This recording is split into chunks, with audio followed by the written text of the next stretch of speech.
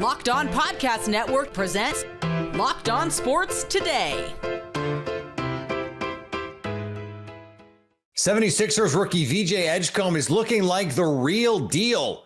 Also, the Phoenix Mercury are young, but they're rolling right now. And the Cleveland Browns QB situation is the biggest unknown of the upcoming NFL season. I'm Peter Bukowski, starting your day with the can't-miss stories and biggest debates in sports. You're Locked On Sports Today. Searching all major sports. Found. Let's start with the biggest story. Number 3 overall pick, VJ Edgecombe outshined fellow rookie Ace Bailey in a thrilling Summer League clash. You know, as thrilling as Summer League can be. Locked On 76ers host Mark Farzetta recapped Edgecombe's amazing debut for Philly. The Philadelphia 76ers rookie dominated Ace Bailey, the rookie of the Utah Jazz, with great ease tonight, above all else. This was a high-flying affair for VJ Edgecombe. 28 points tonight, 10 rebounds, works in the double-double. Absolutely a thing of beauty for him tonight. Everything that we thought, there's two things that went into this game tonight that I thought really echoed the sentiment that had been made about both these players going into the draft and just coming out of the draft and going into this game tonight. VJ Edgecombe, definitely the more NBA-ready talent. That's what we knew going into this one. That's what we got more evidence to support that theory with the 28-point, 10-rebound type game that he was able to put in tonight. The other is that Ace Bailey can look disinterested. And boy, did Ace Bailey look disinterested. I don't know if he thought that there's a second half or not. He had 1 point, 7 in the first half, 1 point in the second half tonight. And that was when he got one free throw, when he just happened to be put back into the game with about a minute left. That's terrible. Not even a minute left, 6 minutes left, or excuse me, 6 seconds left, I think. That's embarrassing if you're Ace Bailey. Embarrassing. And if you went into the draft and said, no, VJ Edgecombe has definitely got to be the guy, well, this is a very nice start for that argument. I look, above all, you can look at the numbers, you can look at the box score, and all that's impressive. All that looks good for VJ Edgecombe. But all in all tonight, there was one particular instance where him and Harkless started to go at it a little bit. I mean, really, Harkless was going after him. And VJ Edgecombe just walked away from it. And then on the very next play, which was an inbound play, side out of bounds, VJ Edgecombe takes Harkless off the dribble, takes him to the rim, and then he has an easy kick out to Janai Broome for the knockdown three. Like, poise, professionalism, maturity, kind of the things we weren't saying about Ace Bailey, but are saying about VJ Edgecombe. We saw it in this game. Very versatile as he was scoring tonight. Very versatile, really, in his game in total. Sixers had him bringing the ball up quite a bit. He was able to beat the full court press in one instance using the screen, so it was a good heads-up move by him. Very aggressive on the baseline. Very aggressive in attacking the rim. Had the one-hand throwdown where he went coast to coast on it. And he had 2 or 3 of those types of plays where he was able to go coast to coast. The loudest finish that he had, though, was that first throwdown that he had in the first quarter. Absolutely unbelievable. And there was one point when VJ Edgecombe wasn't necessarily outshining Ace Bailey tonight, and that was in the first quarter. Bailey got off to a pretty decent start, knocked down to 3, got a rebound off of VJ Edgecombe, missed 3, ran that down the other end. And he got the easy 2. Then on the next possession for the Sixers, VJ Edgecombe goes down, nice little teardrop shot, and I think that was for his 7th and 8th points of the game. But all in all, you saw exactly what you wanted to see from the Sixers' 3rd overall pick. And for anyone that was questioning what you would see, I wasn't sure what you were going to see tonight. I figured you would see something close to this, but I didn't imagine 28 points. And if he just would have knocked down that 3, would have been a game-tying 3 that they had the inbounds play to him. Got a look, not a great look, but got a look, got a shot off, put it off the back of the rim, unfortunately. Otherwise, game would be tied. He'd be at 31 points on the evening. That would have been absolutely bonkers. But watching him play tonight, the number one thing that jumps out at me is the athleticism, but you saw that at Baylor. Ball handling certainly needs some work. Didn't go crazy with turnovers, 2 turnovers in the game. But what you saw from him tonight was a guy that really wanted to be out there and doing exactly what he loves to do the most, which is play the game of basketball. And for the people that were on the Ace Bailey side of things going into the draft, look, let's just get this out of the way for the people that need to hear the obvious. This does not, one summer league game does not define a career, but we're judging it right now in this moment just for what it is, which is, if you were the person who wanted to take VJ Edgecombe, you didn't want to roll the dice, as they say, with Ace Bailey, well, then this performance tonight is exactly what you'd be expecting. You can stay up to date all year on the Philadelphia 76ers by subscribing to Locked On Sports Today and Locked On Sixers on YouTube or your favorite podcast app. Your Locked On Sports Today. Coming up, the Phoenix Mercury are winning with a positionless approach to the game. Before we get to that, the Nationals are cleaning house. Summer sports are in full swing, and whether you're all about baseball under the lights, golf on the green, or high-stakes soccer action, FanDuel is the best way to make every game even more exciting. You're already following the action. Why not make it a little more thrilling? With FanDuel, you can get in on the game while your friends are getting sunburned at the beach. I've been using FanDuel to track my favorite matchups, and the app keeps it fresh with new daily promotions and fun ways to bet. It's easy to use, fast to pay out, and even regular season games, you know, the dog days of summer in baseball, can feel like must-watch events. Whether I'm placing a same-game parlay or watching a bet right into the ninth inning, FanDuel makes it feel like I'm part of the action. New to FanDuel, new customers can bet just $5 and get $150 in bonus bets if your first bet wins.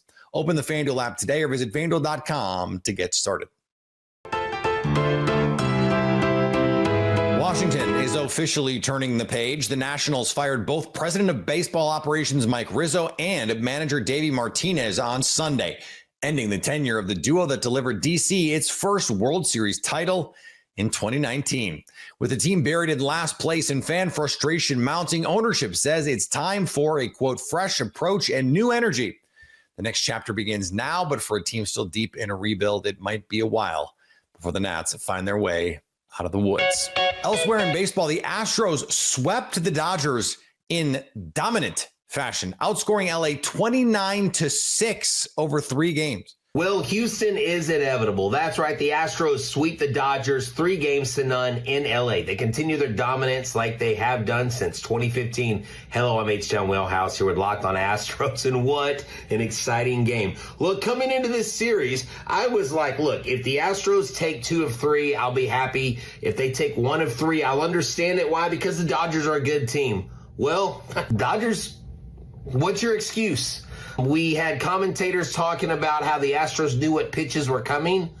Well, the Astros knew what pitches to throw. Let's just say that they stymied this high-powered offense. And Christian Walker continues to make Dodger Stadium his own. That's right. It should be called Christian Walker Field at Dodger Stadium. Hit another home run. Yainer Diaz hit a home run. Oh, and Jose Altuve, the father of Los Angeles, hit another home run as well. The Astros continue their dominance of first-place teams. Stay tuned in to Locked On Astros. We're going to have a lot to talk about this week. We're your team every day. Go Stros. The Yankees snapped a 6-game slide with a win over the crosstown Mets. The long national nightmare is over. The New York Yankees finally won a baseball game. I'm Stacey Gotsoulias of Locked On Yankees. It's been a week since we've talked about a win by the New York Yankees, but here we are. They salvaged the final game in Queens against the Mets. They win 6-4, and you can all admit it. You were thinking when they were up 5-0 that they were going to blow it somehow, right? Because I thought that. We can all admit it. With the way they've been playing this past week, and honestly, for the past, 3-4 weeks, it wouldn't have been a surprise if they had blown this game, but they didn't. And the big key to that, the bullpen. Because the bullpen has been a big problem in this latest 6-game losing streak. That's right. In case you haven't been keeping track, the Yankees have had 2 6-game losing streaks this season. The best team in baseball doesn't do that, Aaron Boone. We'll be talking about this series. We'll be previewing the next 2 leading into the All-Star break, and we're going to discuss this latest 6-game losing streak. And the Cubs beat the snot out of the Cardinals. The Chicago Cubs won 11-0 against the St. Louis Cardinals. A great weekend series for the Cubs lineup as they take 2 out of 3. Joe George of the Locked On Cubs postcast on the Locked On Cubs YouTube channel. We're live for 15 to 20 minutes after every single Cubs game. So Kyle Tucker, 3 RBIs. Seiya Suzuki, who leads all of baseball in RBIs but is not an all-star, has an RBI double and a home run in this game. But Matthew Boyd continues to be excellent. On a night when your offense scores 11, it's weird to talk about pitching, but Matthew Boyd, 5 innings pitched, 9 strikeouts, so well-deserved to be an all-star. I cannot imagine where the Cubs would be without Boyd right now. Justin Steele out for the year. Shota Imanaga missed major amounts of time. And Matthew Boyd, 14 of his 18 starts this year, 2 earned runs or less. He has been absolutely fantastic for the Chicago Cubs. The Phoenix Mercury are finding success with a young core and a unique approach to their rotation. Locked On Women's Basketball host Natalie Heavren sat down with Tia Reed to discuss Phoenix's season thus far. So I think we have to start by talking about the Mercury's big three this season. Satou Sabally, Kalia Copper, and Alyssa Thomas, who are averaging a combined total of 50.1 points per game this season. Now that Kalia Copper is in the lineup, how impactful has the trio been over those last several games? Yeah, I think it's interesting seeing them adjust just because obviously Copper missed so much time and they're still all getting used to playing with each other. I mean, Alyssa Thomas missed some games, so her and Satou were still getting used to playing with each other. But I think so far she's incorporated into the offense pretty well. For most of it, it's been in spurts, and then she had her first 30-plus point scoring game the other day in Dallas. Granted, it was a loss in Dallas, so there wasn't a whole lot to kind of take away from that game. It was a bit uncharacteristic with how they've been playing the rest of the year. But so far, everything looks smooth with how Kalia Copper has integrated in, and all three of them playing on both sides of the ball. Yeah, and, how have you already seen them kind of start to meld together, as you mentioned? And then is there anything else you're looking for as they continue to meld together over the last half plus of the season? Yeah, I think it's really interesting how they kind of work together. I think you see, and it's not like too much of a surprise, right? But I think you see kind of the center of the big three being Alyssa Thomas in the way that she plays off of Kalia Copper and how she plays off of Satou. So it's a lot of her directing traffic, sending the ball out to where it needs to go, her driving into the paint and kicking it to either one of them, or the way like Copper and Thomas set screens for each other. And it's more so, I think, the Copper setting screens for Thomas and kind of that dynamic and the dribble handoffs and things like that they've been using. So it's very interesting that it's not necessarily like all three of them together in this machine. A lot of it is them working in pairs.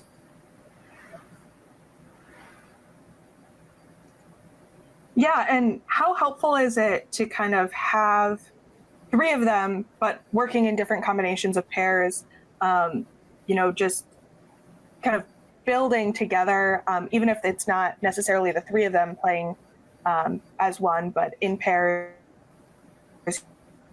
more combinations to kind of make the team go.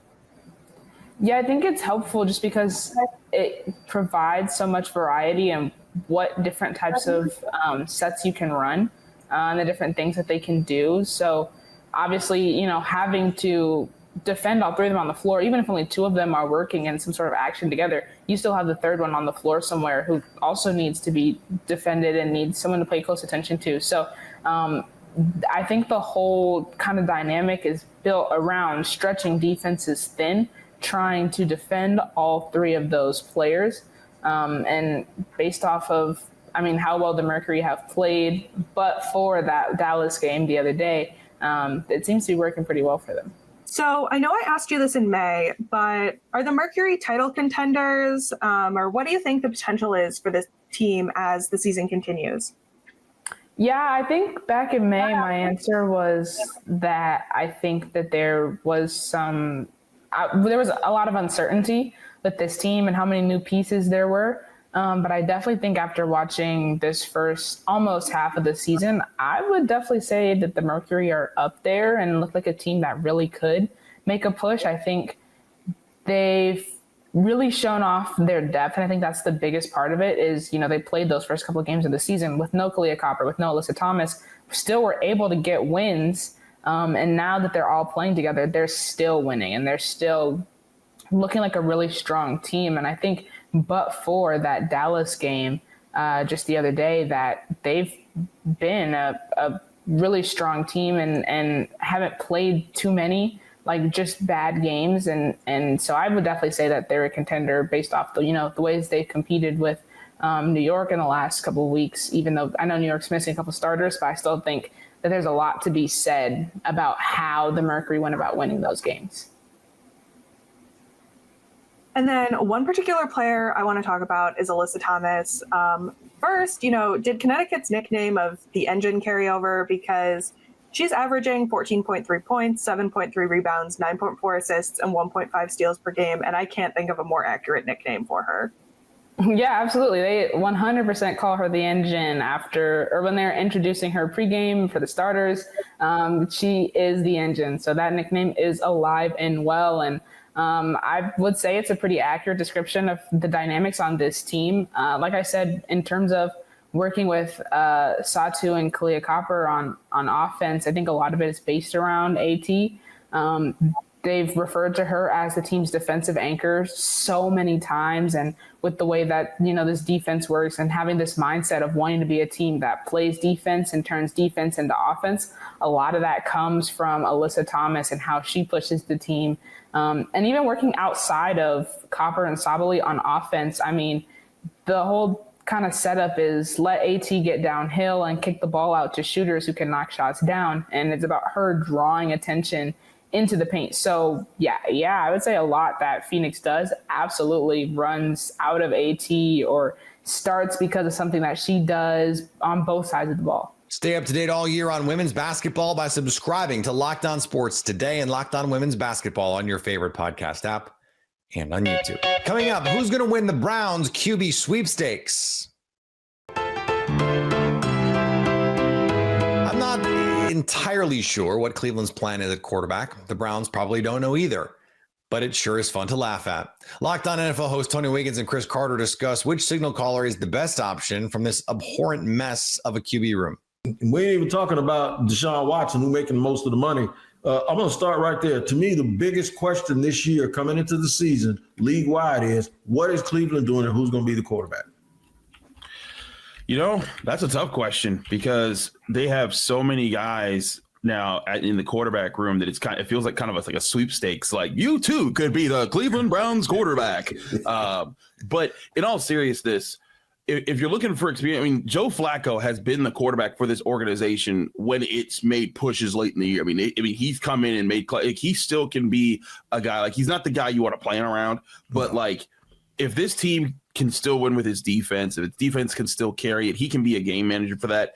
But I also think that they want a guy who's younger and a guy who can work with it. And a guy that's on their roster right now that didn't work out for the Steelers is Kenny Pickett, but who did win games for the Steelers. Like, for all the bad things that happened with Kenny Pickett ended his career with the Steelers 2 years ago as a guy with a winning record as a quarterback. And I know wins aren't a QB stat and everything, but in those games, he had 6 fourth quarter comebacks and 7 game winning drives. So like, Kenny Pickett did not have great statistics with the Steelers.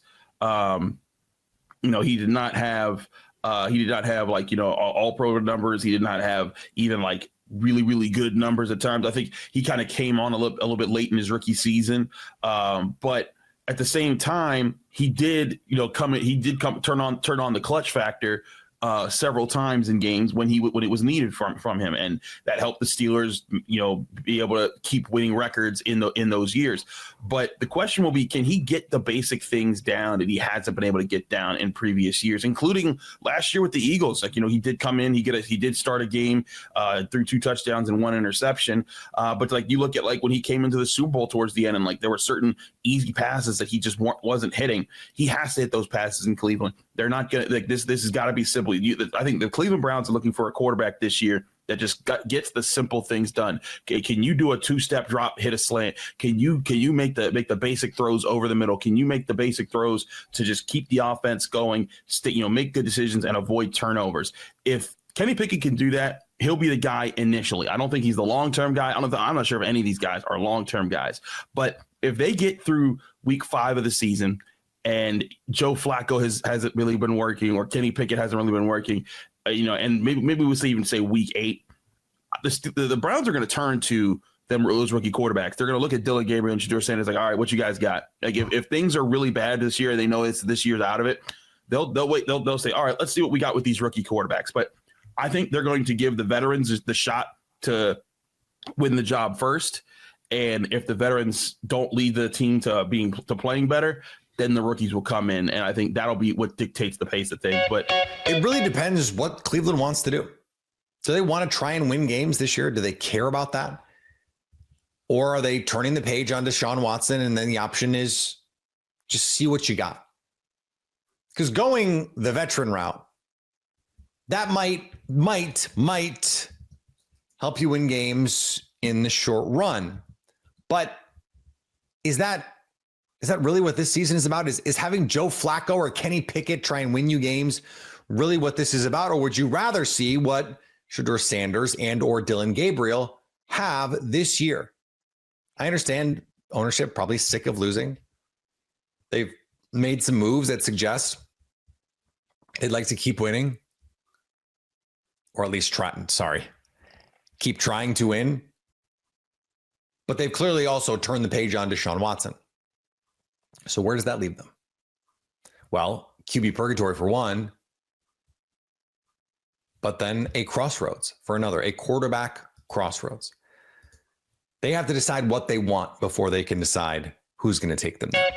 And finally, Jonas Valanciunas is already eyeing a Greek getaway, reportedly pushing to join the EuroLeague just days after agreeing to join the Denver Nuggets. The problem? Denver has no intention of letting him walk. Team officials informed Valanciunas on Sunday that he's expected to honor the final 2 years of his deal. So for now, the beaches of Athens, or Helsinki Key, where I just was, will have to wait in exchange for Denver's mountains and booming craft beer scene. I mean, not a bad trade-off. If you're catching this episode after hearing your favorite Locked On show, make sure to subscribe to Locked On Sports Today on YouTube or wherever you get your podcasts so you never miss an episode. Also, if you're a new subscriber to Locked On Sports Today, we're here for you with the biggest stories in sports every day. Coming up, is LeBron James really satisfied with LA's roster moves? So at least until tomorrow, stay locked on sports today. Locked On Podcast Network presents Locked On Sports Today. For more episodes of Locked On Sports Today, go to our video on demand. Click on sports at the top of your screen. There, you'll find past episodes of Locked On Sports Today, plus other Locked On shows on demand.